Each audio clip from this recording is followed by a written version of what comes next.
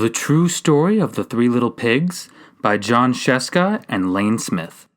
Everybody knows the story of the Three Little Pigs, or at least they think they do. But I'll let you in on a little secret. Nobody knows the real story, because nobody has ever heard my side of the story.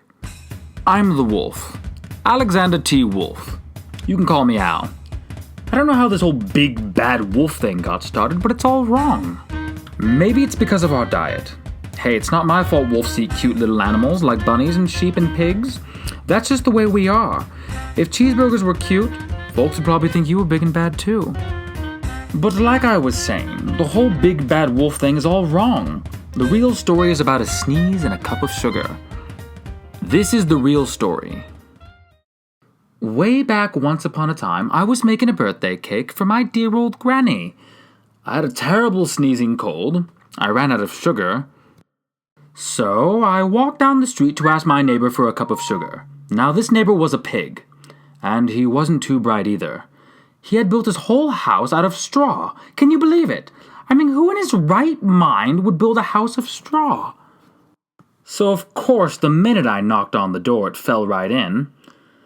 I didn't just want to walk into someone else's house, so I called, Little pig, are you in? No answer. I was just about to go home without the cup of sugar for my dear old granny's birthday cake. That's when my nose started to itch. I felt a sneeze coming on. Well, I huffed, and I snuffed, and I sneezed a great sneeze. And you know what?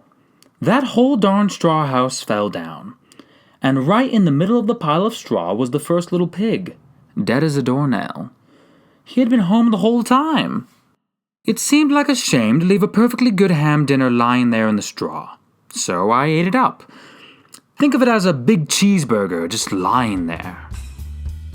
I was feeling a little better, but I still didn't have my cup of sugar. So I went to the next neighbor's house. This neighbor was the first little pig's brother. He was a little smarter, but not much. He had built his house of sticks. I rang the bell on the stick house. Nobody answered. I called, Mr. Pig, are you in? He yelled back, Go away, wolf. You can't come in. I'm shaving the hairs on my chinny chin chin. I had just grabbed the doorknob when I felt another sneeze coming on. I huffed, and I snuffed, and I tried to cover my mouth, but I sneezed a great sneeze. And you're not going to believe it, but this guy's house fell down just like his brother's. When the dust cleared, there was the second little pig, dead as a doornail. Wolf's honor. Now you know food will spoil if you just leave it out in the open. So I did the only thing there was to do. I had dinner again. Think of it as a second helping. I was getting awfully full, but my cold was feeling a little better. And I still didn't have that cup of sugar for my dear old granny's birthday cake. So I went to the next house. This guy was the first and second little pig's brother. He must have been the brains of the family. He had built his house of bricks. I knocked on the brick house. No answer. I called, Mr. Pig, are you in? And you know what that rude little porker answered? Get out of here, wolf. Don't bother me again.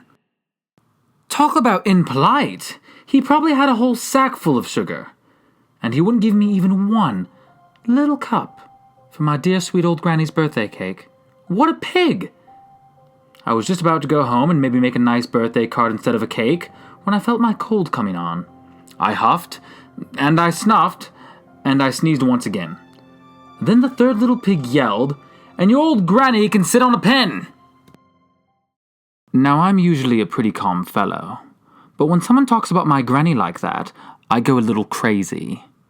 When the cops drove up, of course I was trying to break down this pig's door, and the whole time I was huffing and puffing and sneezing and making a real scene. The rest, as they say, is history. The news reporters found out about the two pigs I had for dinner. They figured a sick guy going to borrow a cup of sugar didn't sound very exciting. So they jazzed up the whole story with all of that huff and puff and blow your house down, and they made me the big bad wolf. That's it. The real story. I was framed.